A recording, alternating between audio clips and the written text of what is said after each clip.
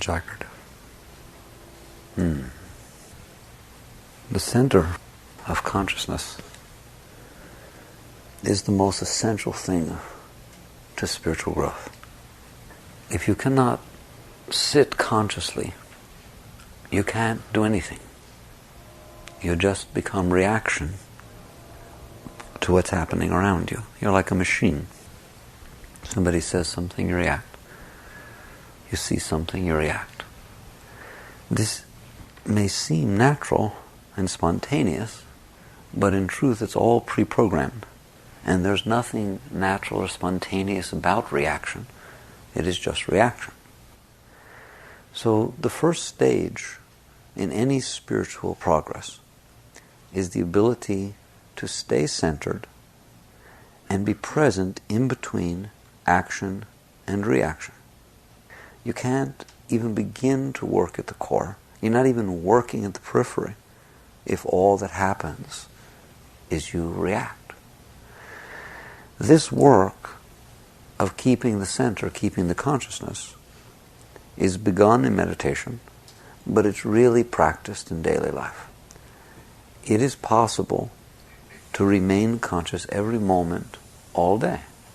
From the time you wake up until the time you go to sleep, do not doubt that it is possible to constantly, effortlessly be aware of what is happening outside of you, what are the reactions that it is hitting and responding inside of you, and you can see what impulses and urges would have driven you to say or do behavior or reaction.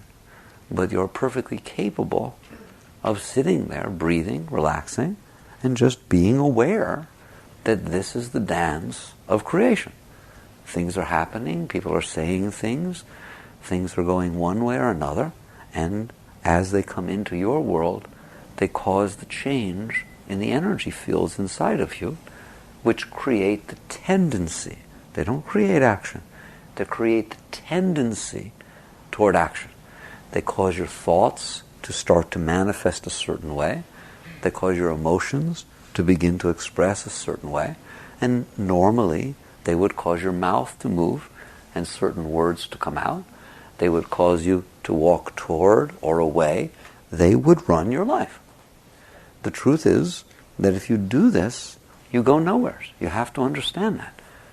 That reacting to the environment outside of you keeps you in the karmic patterns of the way that you were. There is a reason that certain stimuli cause certain tendencies of reaction. Do not call this natural. That is a misuse of the word natural. Nowadays when we say, it's natural, it spontaneously came up in me, it was what I felt really, somehow we place something holy on that. It's your karmic patterns. If a certain stimuli happens, almost everyone in this room will have a different reaction. There are some, like a lion jumps out or something, we all tend to have the same reaction. All right? But most stimuli that happen during the course of a day, we think that everybody is having the same reaction. You're crazy. It is all dependent upon the past patterns and some scars that you have stored inside of you that determine how your energy will change because of a certain stimuli. It's an extremely personal thing. So don't make it so holy. You have to be willing to let it go if you want to work at a deeper level of your being. If you're only going to work at the level of reaction, you're not working. It's just what naturally takes place. And that natural is not so natural. And what it will do is keep you caught within your karmic patterns. If you have a certain fear due to past experiences, and somebody happens to touch it inadvertently, whatever, they say a certain thing, they act a certain way, they stand a little too close, they take a step back when you're trying to talk to them, even the tiniest little thing, this will hit that past samskara. That will cause a tendency toward reaction, a shift in your energy flow. What happens in there is phenomenal. Because of the slightest thing that happens outside, it causes this change in your inner being. Your reaction to that will always be in harmony with that pattern. Therefore, you will talk or act or do in accordance to that pattern, and you will then set into motion behavior that will cause the other person to respond in accordance to your response, and you are creating your environment outside in accordance to your environment inside. It's a phenomenal thing to watch. If you get angry, you will cause the other person to get angry. If you get hurt, you will cause hurt to take place outside. And then you will feel completely justified that this is actually what took place in that interaction. And you don't realize that it isn't what took place. It's just the reaction that happened in you. And that can change. So there is no work on yourself until you can remain conscious. You have to do whatever you can do, meditate, anything that you possibly can do, just to be able to remain conscious during the course of every single interaction of every single day. There is never a reason to lose your center. No matter what anybody does, no matter what happens to you, you have to be capable of knowing that it is happening to you. Now you have earned the right that most people don't have, is to figure out, now what do I do? Because it's a frightening state to become conscious of where you're at. You'll immediately think that you're going backwards. The more conscious you get in the beginning, the more you think you're slipping on the path. Why? Because you start seeing all this stuff that you never saw before. You start seeing all these reactive tendencies. What in the world is going on inside of me? How did I get so ugly? How did I get so scared? How did I get so fearful? How did I get so reactive? This yoga is messing me up. That's what people tend to feel. They feel all that reaction happen inside of them, and they think they're going the wrong way. Eventually you catch on that this has been going on inside of you your whole life, and you have been acting accordingly based on how your mother treated you, your father treated you, anything that happened in your whole life. You're just responding and reacting accordingly. Once you meditate enough, or you do whatever it is that you need to do, then stimuli happen outside. They will certainly hit what is inside of you, and they will cause a change in your energy. The difference now is you feel that. You're aware of that. And the beginning of working deeper within yourself is that you don't go with that. I think the beginning of spirituality is self-discipline. That's what all the masters taught. It's even the heart of the religious teachings, is until you can master yourself, you have no possibility of going any deeper. So you're taught to fast. There's periods of fasting. There's periods of silence. There's so many different things that are taught. They have no meaning in and of themselves. There's no great thing in not eating. There's no great thing in not talking. It is the ability to not eat. It is the ability to not talk when you want to talk. It is the ability to sit in the presence of people when you're uncomfortable and watch that silent period that happens when nobody's talking, and your heart gets all weird and your stomach gets weird and your mind starts thinking a mile a minute of things to say that will start a conversation up, and you start noticing how uncomfortable you are. Spirituality is being comfortable in that uncomfortable state. Spirituality is the ability to not talk when you want to talk, because you see that the impetus for any words that you would say are completely impure. You are coming from a place of insecurity. And therefore, anything that you say is not a conversation worth having, because it's just being said for the wrong reason. And so you learn to practice the disciplines. It's essential to be able to do this, to where when you most want to talk because you're uncomfortable, you keep your mouth shut. When you most want something because it caused a reaction inside of you, when somebody said something, you most want them to say they're sorry, or they better take it back, or say that they didn't mean it. Every single thing inside of you is burning and just wants to do something about it. Spirituality is the ability to do nothing about it.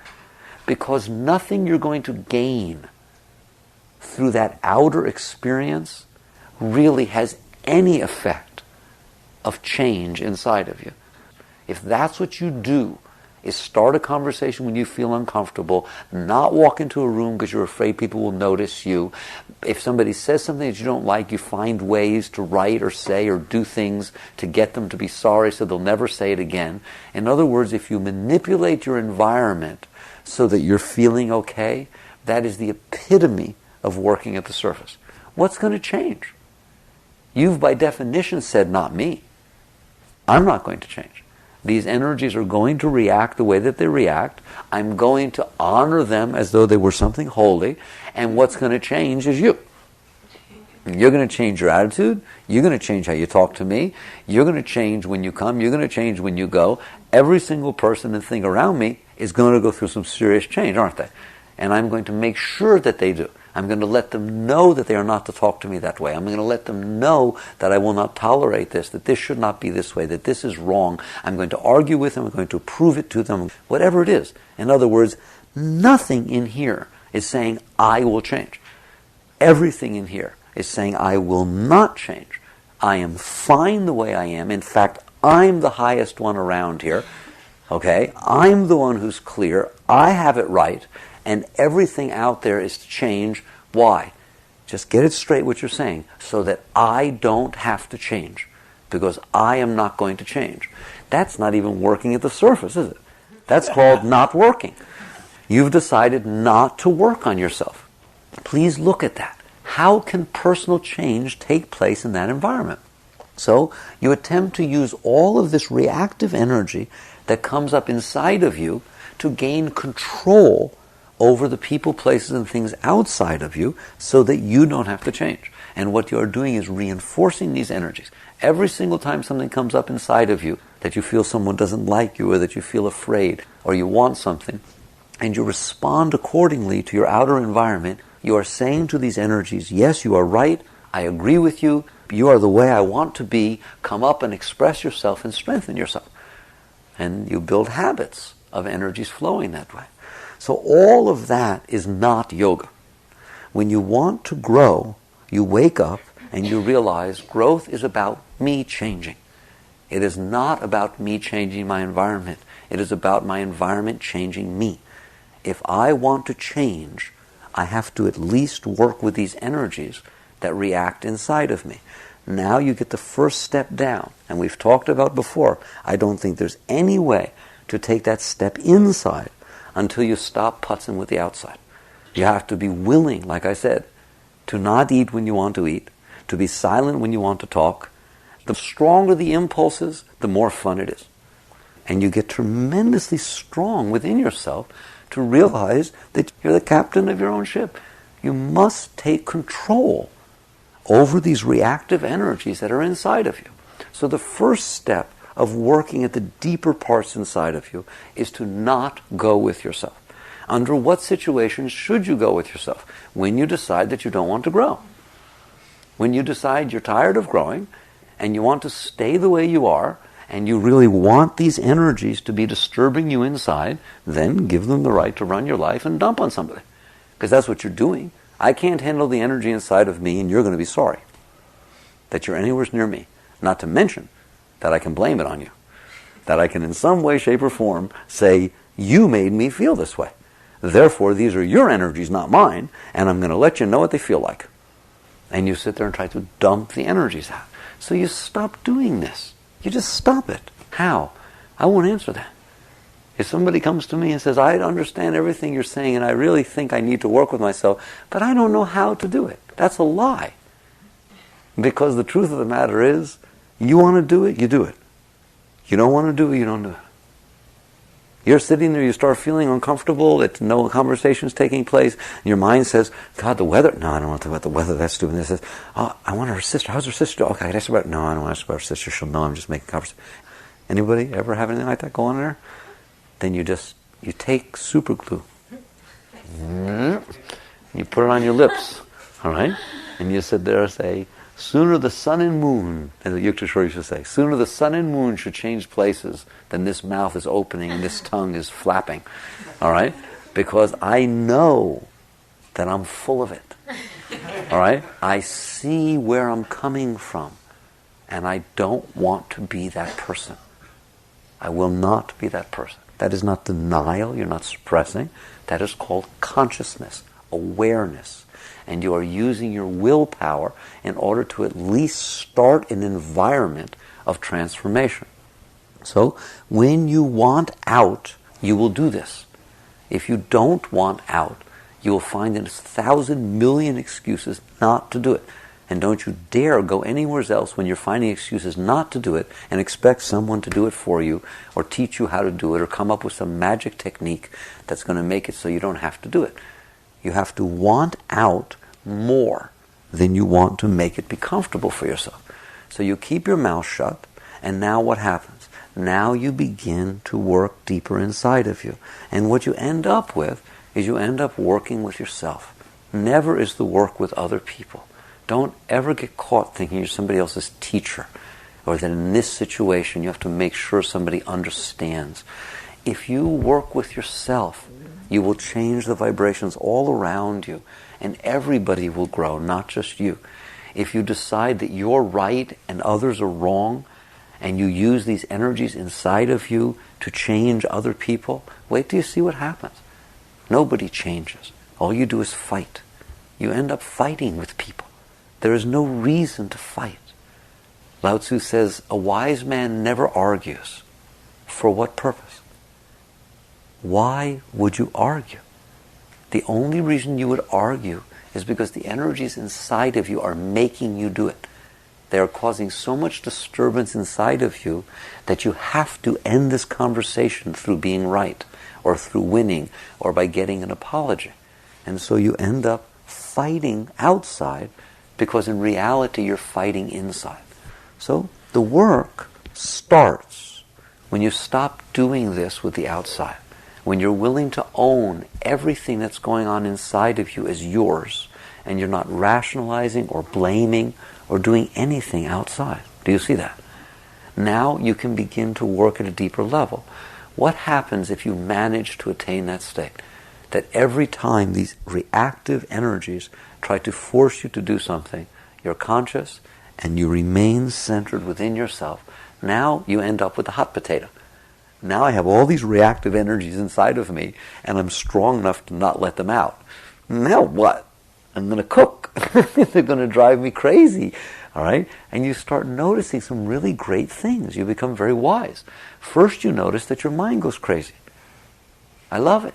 People come to me and they say, since I've been meditating, my mind goes crazy. This is good.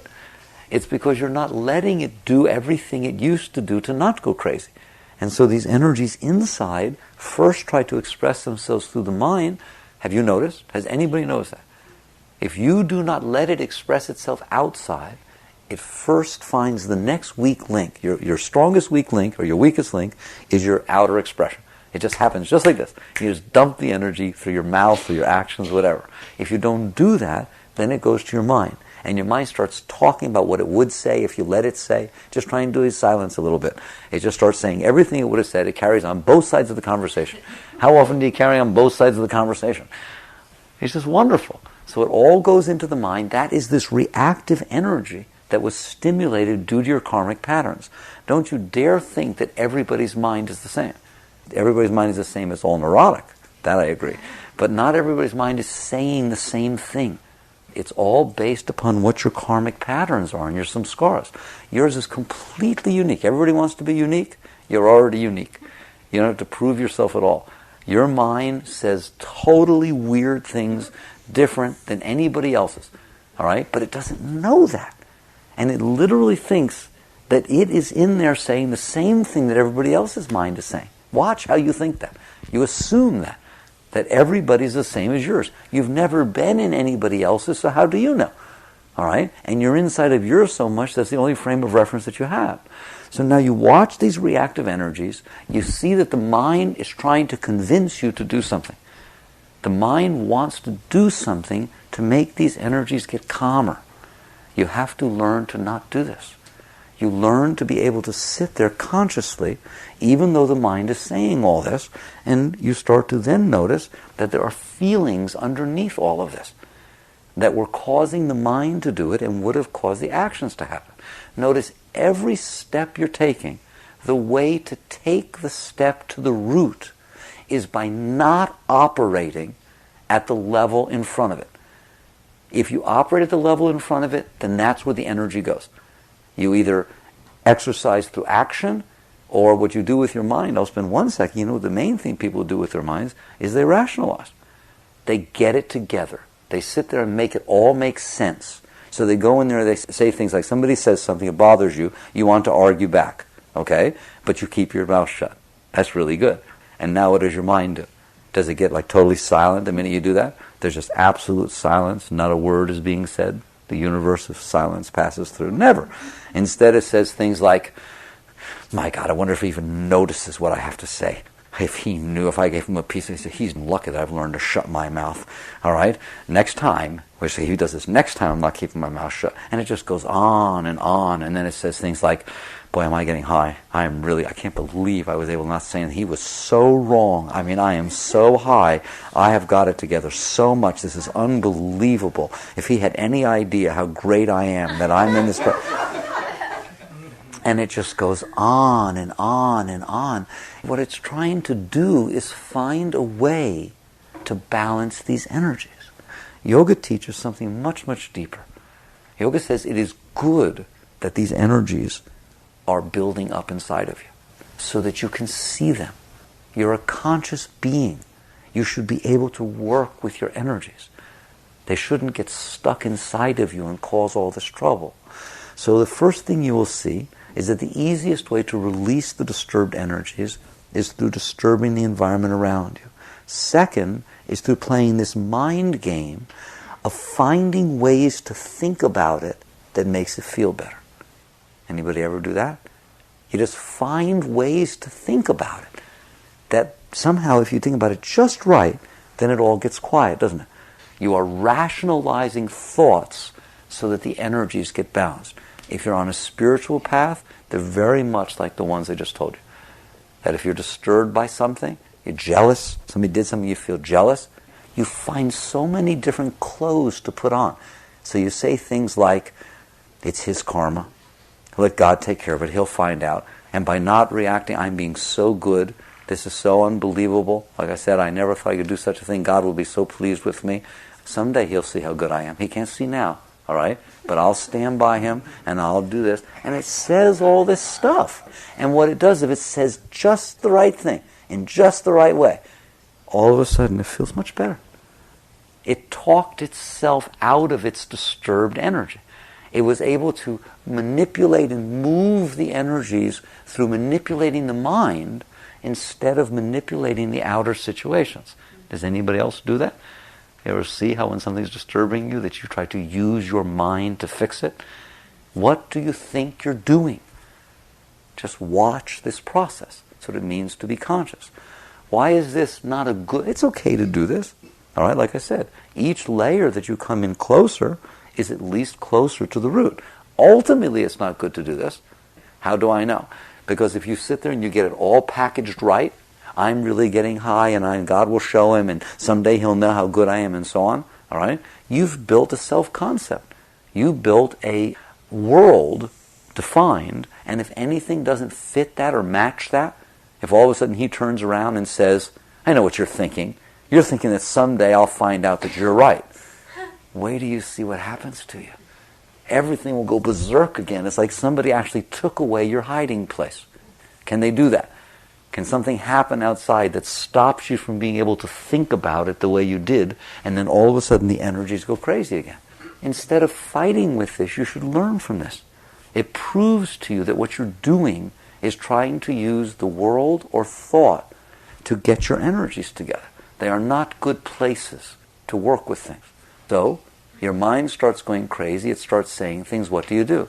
You don't listen to it. That's very hard. Most people have a lot of trouble with that. It was hard enough not to react outside. Now you let the mind say whatever it wants, and you don't put yourself into it. You don't let it fix you. How do you like that? If it finds a place that feels comfortable, you kick the chair out from under it. You do not let yourself sit in the comfortable little world you built in your mind, because you're just building a fictitious place that makes your energies feel more balanced. You don't want that. It will get destroyed soon enough. Don't worry. So if you don't listen to your mind, wait till you see where you end up next. You keep coming closer and closer to the root of your being. The next place you end up is your heart. This will happen very naturally. You don't need any teachings. Just don't go with the thing in front of it. Use that discipline, and you will find that the energies go closer to their source. Once you get to the heart, you will feel tremendous disturbance. You will see that you're, oh my God, what a mess you are. You're very insecure, you're afraid. It's unbelievable what is going on inside the heart. That was what was causing the mind and causing the outer actions to take place. Don't be afraid of it. It's going on inside of everybody's heart. You hear me? It's very scary in the heart, isn't it? If you ever really go in there, you will see that you are scared. If you don't see that you're scared, you have not gone there. You're scared when people talk to you. You're scared when people walk up to you. You're scared when people walk away. You're scared when you talk to people that maybe you said something that will have bothered them or they don't think nicely of you. It's very touchy and sensitive. You know, they say, like romantic, the heart is sensitive. The heart is real sensitive. And you will find that it's very difficult to live in the heart because it's a mess. So you will see that that is where the reactive energies come from. What do? Same thing you did with everything else. If you can sit in that heart when it's throwing these things up at you and not do anything, remember I said consciousness was the whole thing. Now you're sitting here watching this stuff burn in your heart. You don't do anything. You just sit there. The next step back is where you want to be. Because the next step beyond the heart is the witness. Nothing's left to watch anymore except the watcher. And you will find yourself more and more being the being who is aware of this process of reaction. Until eventually you will never react again. You don't ever go with reactive energies. And when you can sit in the self and watch this tendency to react, a very beautiful thing happens. We've discussed this before. By the way, that is the root. When you are down in the heart, watching these energies get created and aware of what they would do if you let them, but yet you are sitting in a state of clarity, of awareness. You watch the trees move, you hear the sounds around you, and at the same exact time, you are aware of every single thing that is moving inside of your heart and of what you would be thinking. Thought doesn't come. You're just aware of what would come. The tendency is there. This is what we call the causal body. You're at that point working in the causal body. The things are not manifesting, but your awareness is so present that you can see what they would do if they were permitted to. And so from this state of awareness, all things are available to you. The outer world is seen, and the whole inner world is seen. And you will see that they have a relationship with each other. They dance with each other. They are interactive and integral. And if you don't react, you get to watch all this. And what you will see is that they balance each other. That you don't have to do anything about anything. And everything you do about anything will cause disturbance. And this is the state the Gita talks about, the deep, deep states of non-doership. Have you learned that yet? That you don't have to do anything about anything. You don't have to do anything about anything. It all naturally unfolds as it passes through you if you don't react to it. If people are walking toward you and you want them to come toward you, and so you start reacting, you go running toward them, they may run away. If people are walking toward you and you're afraid of them, and so you start resisting, then you run away, you cause disturbance. If people are walking toward you and you really don't want them to walk past you because you don't know what will happen, at least if they're in front of you, you have some control. So you put your hands out and you hold them in front of you, you get really tired. And you have to spend your whole life holding these people in front of you. Anything you do messes things up. If you just sit there, they will come toward you. And eventually you will find out their intention. You don't have to guess it. You don't have to protect yourself. You don't have to grab. You don't have to pull. You don't have to push. You permit energies to unfold in their own time, in their own way. That is the definition of non-reactive.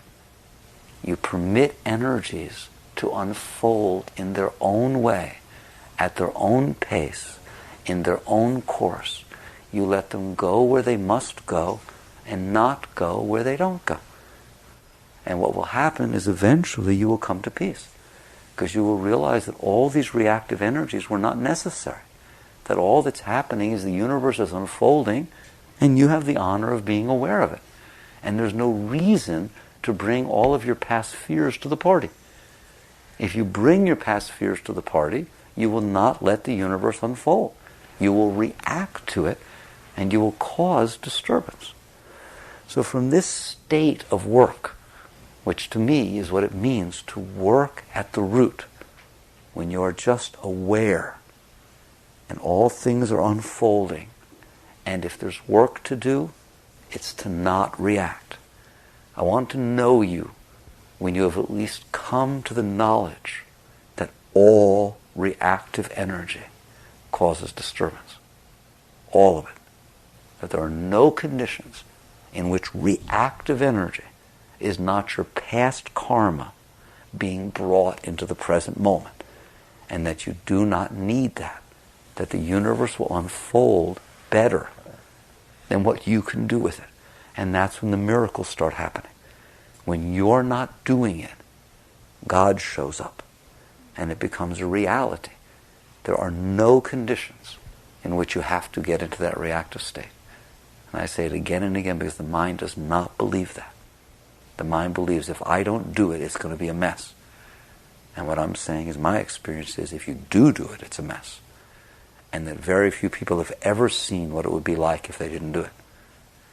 And so the energies come and there will be natural interaction. What is meant to happen will happen. And you just experiment for what it would be like to let this take place. So the working at the root is to sit within the consciousness and let the dance of life pass through you. And if you do this, what happens to you is phenomenal. The state of peace, of joy, of serenity, as well as the grace that happens all around you because you're permitting God to do God's thing. We say, not my will, but thy will. I wonder who's willing to live that. The reason people don't see that is because what is happening is God's will. How hard is that to digest? What is happening is God's will. Whose else's will did you think it was? There is only God. All that there is in the universe is your consciousness, God, and what's left of you. And what's happening is God is happening, and you're reacting, and your consciousness is losing its center. When you let go of you, there's nothing but God and consciousness. And like I said, that's when the miracles take place. So this is your work. Spirituality is not so complicated. It doesn't take a million techniques. It doesn't...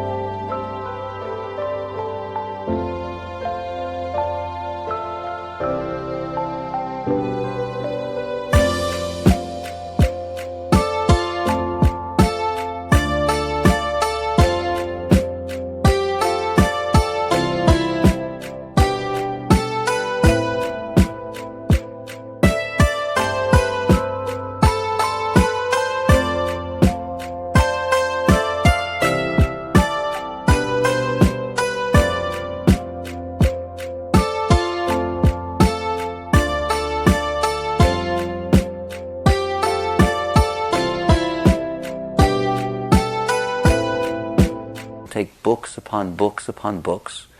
All it takes is the willingness to remain conscious and centered and to not go with the reactive energies when they come up inside of you. And if your mind is even asking, how do I know if these are the reactive energies? Then you don't want out yet. Because it is so obvious that these energies are jumping up inside of you and causing these actions that it's impossible for me to believe that you don't know what's happening. It's just that you don't want to let go of this one, and so you find reasons that this one's different. And then you say, it's not reactive. I'm doing what I should be doing because the other person was wrong, and you go to this whole thing. But if you're sincere, you will get past this, and you will learn to let go of all of these things, and you'll attain to a very deep state. Jai Gurudev.